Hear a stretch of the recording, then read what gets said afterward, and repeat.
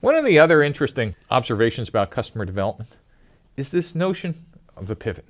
Pivot was a term that my best student ever, Eric Ries, coined when he noticed the arrow between customer invalidation and customer discovery, and he actually gave it a name, which I think is incredibly accurate. A pivot says, what do you do when your hypotheses don't meet reality? And this is such a neat observation about startups and why what we now know is much different than before. What we now know, instead of firing executives, when our business model doesn't match what's going on outside in the real world, we fire the model. And we simply say, hey, our hypotheses were wrong.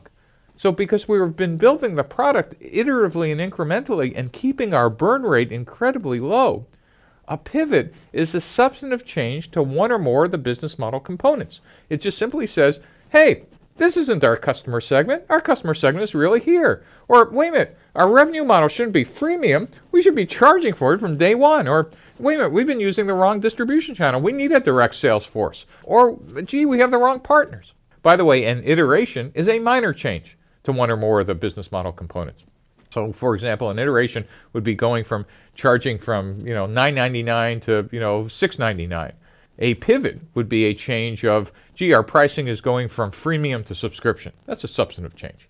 So the key idea here is a pivot allows you to get out and make changes. Remember, typically only the founders could do pivots, but is actually the heart of what makes customer development radically different than what's come before.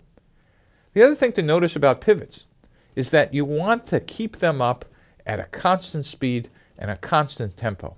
And you want your entire company operating with speed and tempo in decision making just like a metronome.